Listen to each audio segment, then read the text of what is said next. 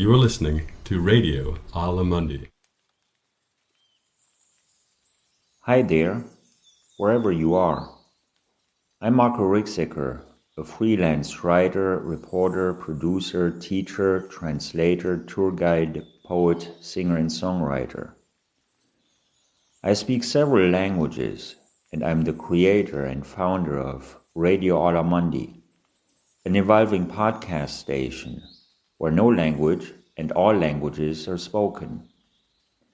It's a multilingual mix of music, poetry, lectures, languages, interviews, documentaries, recipes, and a lot more, co-produced with the students of the Aula Mundi International Cultural Center. You can find us on radioaulamundi.bandcamp.com, podcasts.apple.com, Spotify, YouTube, Breaker, Player FM, Facebook. Search Radio Aula Mundi.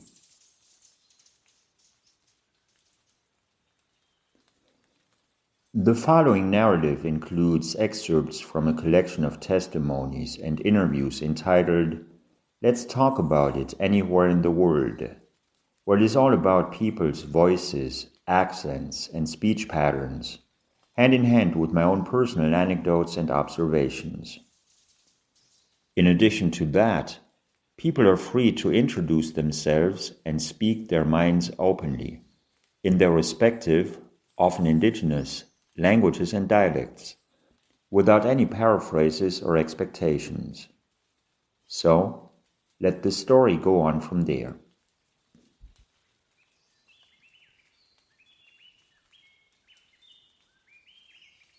Jazz Money is an Aboriginal artist from Australia and lives in Gadigal land, the ancestral indigenous name for the region which Sydney, her hometown, is located in.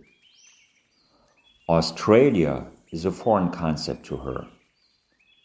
So, she expresses her relationship with long-standing traditions and ancient lifeways in her artworks and crafts, which include basket weaving, poetry, filmmaking, installation art, and a podcast that gets my attention one evening. It is part of a series entitled Dreamy. As the name suggests, it is a mini-series with the goal of lulling people to sleep through stories mostly coming from and told by Aboriginal people from all over Australia. Jazz Money is one of them.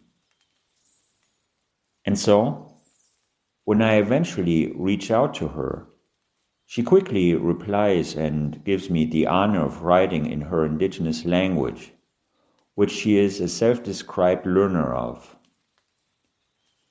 With loops and bounds, we end up connecting from different places in the world, having to overcome the big hurdle of different time zones across the planet. So, here I am, sitting in front of my laptop, and there she is. Jazz Money is sitting comfortably in her flat behind a desk with her pet dog next to her. And I know that we have a lot of ground to cover in terms of all the interesting things she does as an Indigenous author, artist, and artisan. Yurudumurangandiga, Jazu and Nadi, Wiradjuri na Baladu, Gadigal Nurambangwarana. So my name is Jazz Money. I am a Wiradjuri poet and artist living in beautiful Gadigal land in Sydney, Australia. It is Thursday the 30th of September and about 7 o'clock in the evening. So, like many other Indigenous people involved in language revitalization, does Jazz Money volunteer to introduce herself a little bit in the language of her Aboriginal ancestors. And it is nice to see her sort of crouch up on her chair, which indicates that she feels comfortable, not just with my questions, but also with some of the stories that I share with her. It all turns our conversation into a real exchange, as part of which Jazz will even end up singing a few lines from an Indigenous children's song from Australia that she has learned and grew up with. I've never been to Australia and know very little about Indigenous communities there and the languages they speak. So, at the beginning of our conversation, I decide to focus on those topics, giving Jazz Money an opportunity to tell me her side of the story, the culture, the language, the history, their developments and changes, etc. What's your cultural heritage? So I am Aboriginal Australian on my dad's side. We're Wiradjuri freshwater people from the Murrumbidgee River in central South New South Wales, and Irish English on my mum's side. Which languages do you speak? I was raised speaking English. It is the language that is the one that, you know, because of the colonial nature of this continent, very much the one that I speak most fluently. But Wiradjuri is a language that I have kind of turned to as I get older and want to reconnect with that part of my identity. And there's some incredible work going on with language regeneration in the Wiradjuri community. And it's a real honor to get to take part in that sort of journey and learning journey. Yeah. How fluent a speaker are you at the moment? Not yet conversational, but trying to get there. I'm a very studied student, but I think the nature of the last sort of 2 years of rolling lockdowns in Australia has meant that it's quite hard to kind of be in conversation with folk. I asked you for the date and the time. Now, in an Indigenous language, sometimes that is a little different, isn't it? Yeah, absolutely. So, I shouldn't have said that we don't have the need for those sorts of things, but you're right. It's not a numerical way of telling time. So we have, you know, complex seasons, and they're not the European seasons that the English introduced with them, but a much more relational dialogue with place and time. There's a lot of like different ways of sort of expressing time of day and who is with you and what the kind of purpose of that time of day is. I have because I'm a diaspora Indigenous person, I don't live on my home country. I'm constantly trying to negotiate what it is to be on Gadigal land, thinking about Gadigal seasons, but also thinking about my homeland, which is about a 6-hour drive away. And that sort of different seasonality, because it's actually quite a big geographic sort of shift. You cross the mountains, you go away from the coast, you go inland, and the seasons and time kind of change accordingly. Which languages are you able to dream in? I have had opportunities where I have dreamt in languages I don't speak, which has been a really sort of transporting thing. But if it's a dream where I'm in conversation, it's usually English. I speak a little bit of I used to speak Hungarian quite badly, and those are more like nightmares when I'm conversing in Hungarian in my dreams, because I speak it so atrociously. At the moment, what is your favorite language in the world? Wow. I have never thought about that question even remotely.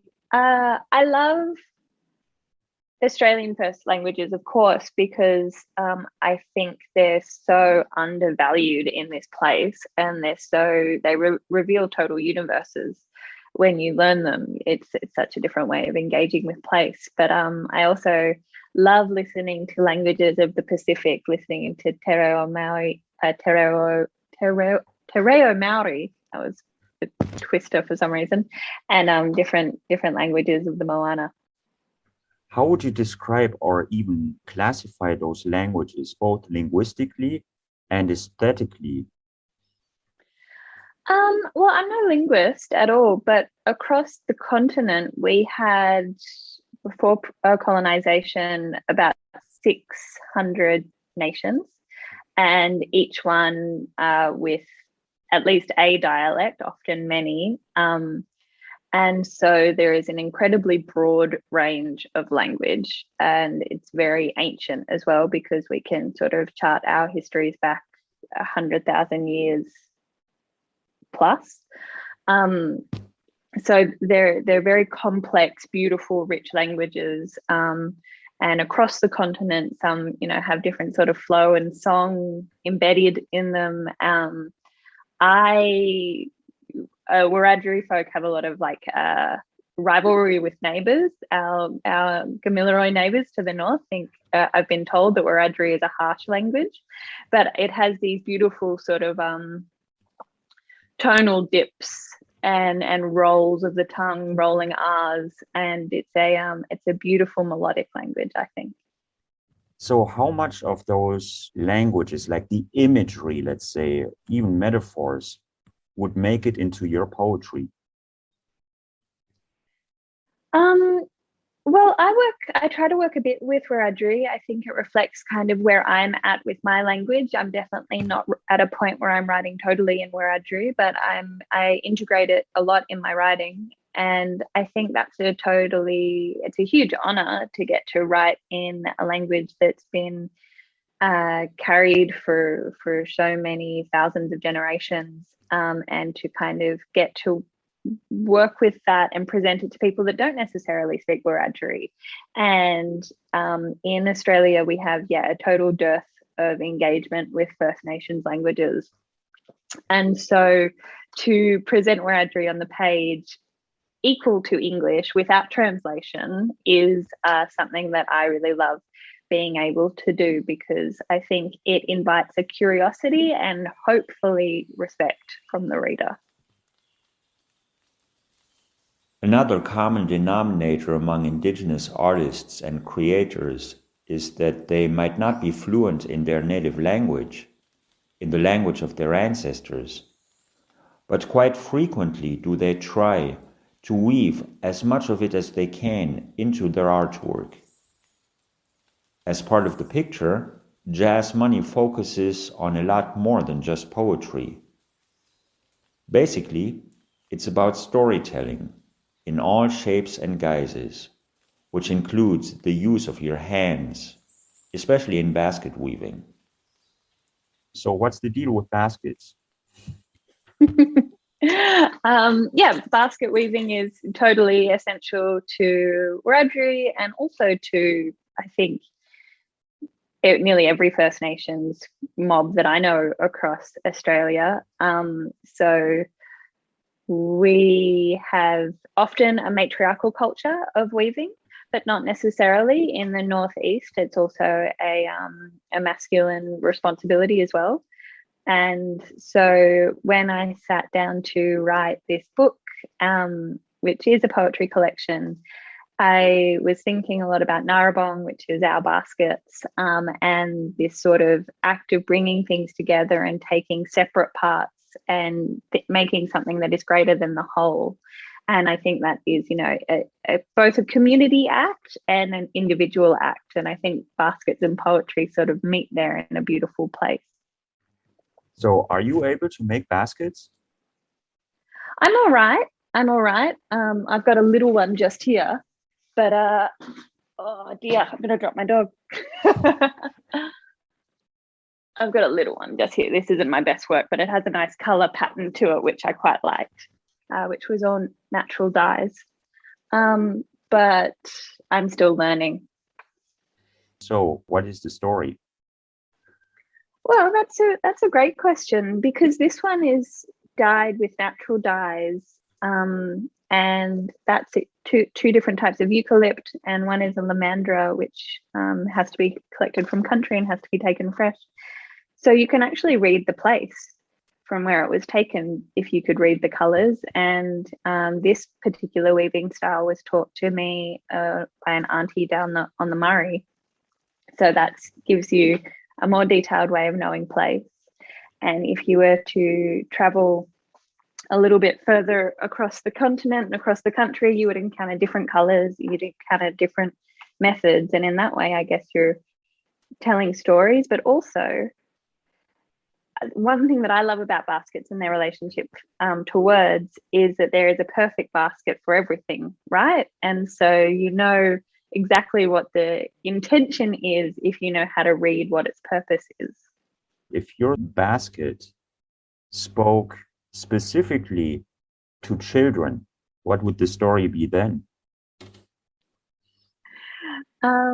Well, I think baskets are very important for children because they're a great way to learn how to be still and be patient and to spend time with focus and intention. And it's also a community act so much of the time, right? You have to learn from someone else's hands.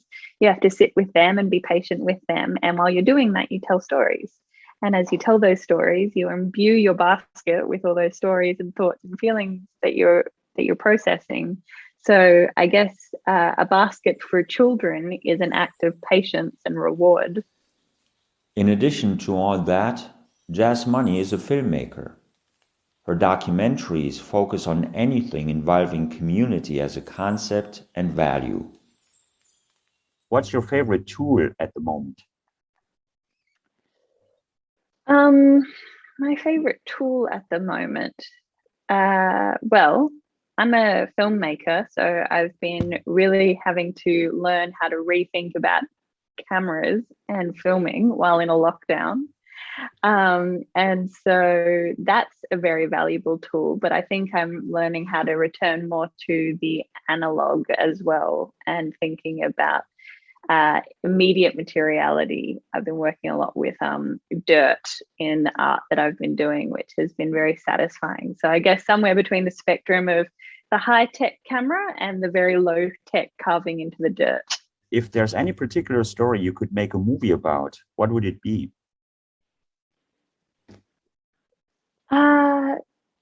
Well, the films that I make are usually in collaboration with other First Nations community, often artists. And that is my favorite thing about filmmaking is it's a very collaborative act, which is often incredibly different to being a writer, which is a very solitary act. And I think my dream film would be some sort of Indigenous speculative fiction set in the future that kind of reckons with the colonial past with a very feminist take on the whole thing. Then Jazz Money and I talk about her original homeland, where she has never really had the opportunity to live. She lives in Sydney now, one of the largest urban and metropolitan areas in the world. But that doesn't mean that Jazz Money has lost touch with its Indigenous roots. And the same goes for other parts of Australia, with their own unique features, which we're going to chat about for a little bit. Please tell us something we might not know about Gadigal land. Gadigal land is now known as Sydney, Australia. And it is the place where so much of the colonial destruction of this continent began. It's really point zero for a lot of the subsequent 233 years of devastation that has been wrought across this continent. So it's on the East Coast. It is where Captain Phillip sailed into Sydney Harbour, well, now known as Sydney Harbour. Its real name is Warang. Sailed in 1788 with the however many ships he sailed in with, and with him brought a bunch of convicts, a bunch of soldiers, and a bunch of disease and pest crops and pest creatures and an illegal law part of that invasion. Which part of you is Australia and which part is Gadigal land? Well, I don't believe in Australia.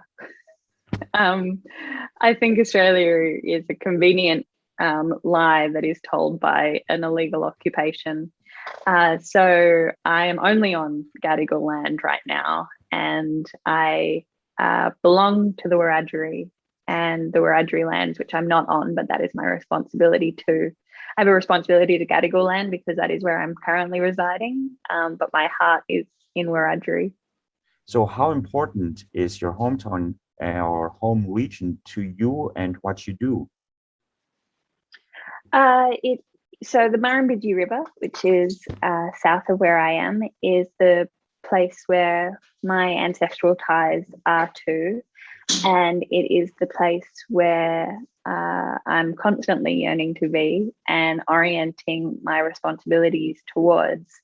But I've never lived there. I was raised off country my whole life, and so it's a funny dialogue to be in place with a country and a river that I belong to, that I can't hold so much of the time, and that's my relationship, I suppose, to it. Jazz Money also works as a sound artist. Again, that's how she first appeared on my radar screen in a podcast entitled Dreamy, where Aboriginal people tell stories and weave together soundscapes. The idea is to combine traditional storytelling with poetic images. And so, during my conversation with the Jazz Money, that experience leads to a variety of topics that include childhood memories, storytelling, even singing, and also the notion of a trickster, the coyote in the southwestern United States, the raven in the Pacific Northwest, and the crow in Australia. What was your favorite children's game?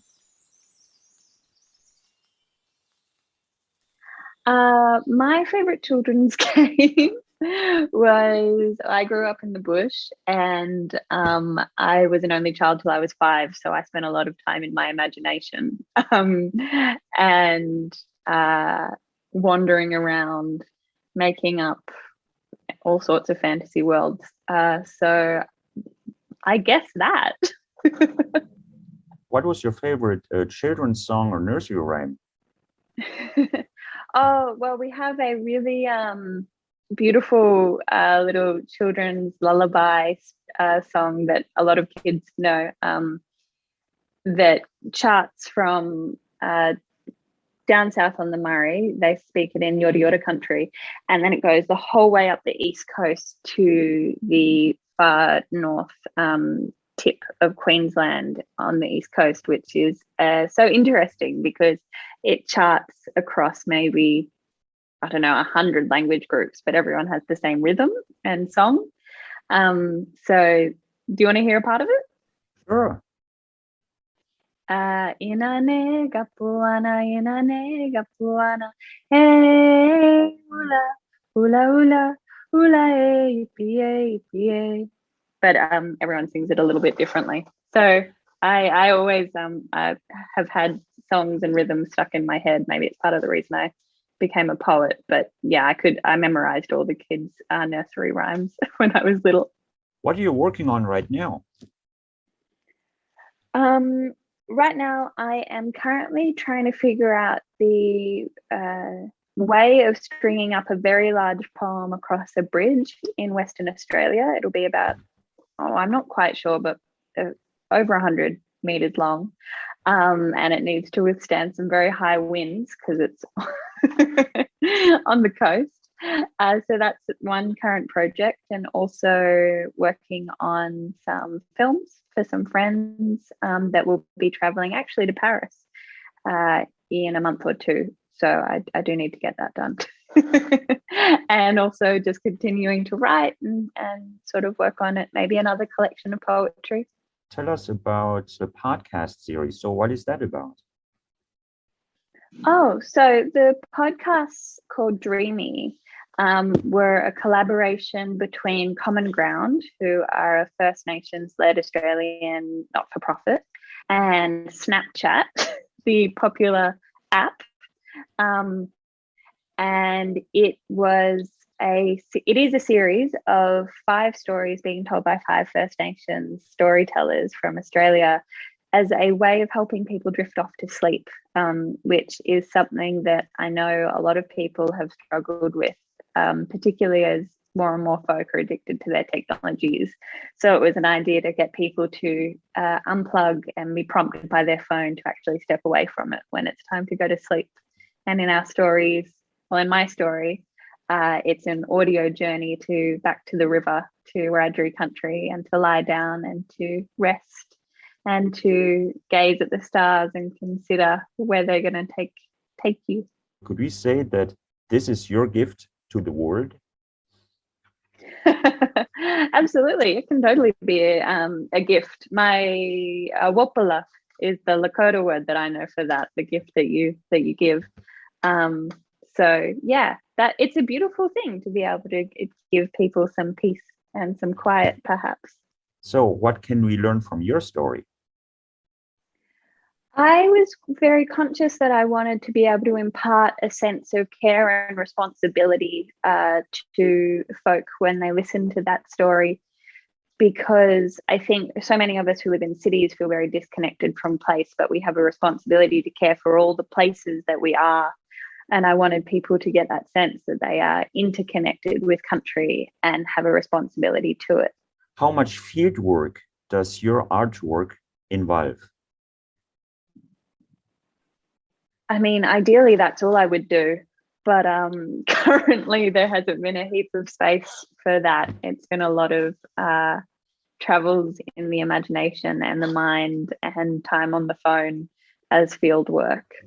But in regular times, a lot more going out and being with people and filming and telling stories. What kind of story do you anticipate? I'm so excited to listen to the birds and the stories of elsewhere that they carry with them. I think also that element of deep time and long time that stones and ancient trees hold within them. I'm looking forward to going and visiting them, and they obviously will not be worried about lockdowns and pandemics. They're operating on a different time frame, and I want to reconnect with them in that time frame. What kinds of emotions make you want to dance? Oh, happy ones, joyful ones. But actually, I have found when things are sad, it's also quite a beautiful thing to have a sorrowful move of the body, and it often shifts into something more positive. It's hard to feel too melancholy when your body is moving and blood is flowing. Who's your trickster? The crow, Wah, is usually the trickster across the southeast and Koori states of Australia, so-called Australia. And I mean, where I used to live on Wiradjuri country, often in battle with Bunjil, the eagle. So every time Bunjil's doing something good, Wah's doing something cheeky. There's enough time to discuss some of Jazz Money's daily routine before we wrap it all up. And it's nice to hear that while Jazz Money seems to be thinking about art constantly, she knows how to get her mind off things, indulge in simple pleasures, and share them with other people. And that's what it's all about, sharing. That's where a question Jazz Money asks at the very end of our conversation, for anyone, anytime, anywhere in the world, is going. And the story goes on from there. What is the recipe for your favorite dish? Well, my favorite thing is a finger lime, which is a citrus that we have, but the citrus sort of pulp or the fruit itself comes in on these little seeds. It almost looks like caviar, and that it doesn't need anything else. It's a perfect thing to eat. You split it open and squeeze out all the little caviar beads, and that to pick and eat is better than any recipe. So what are you up to now? Well, my partner's just gone out and bought some pizzas that actually smell really delicious, and we're gonna probably eat them and drink some wine and call it a night. I would say mandanguru, which is thank you. And I would say thank you for being curious and for listening and to stay curious. And I guess my question back would be, why keep engaging, and what makes it beautiful to stay engaged with sort of cross-cultural dialogues and to hold on to that?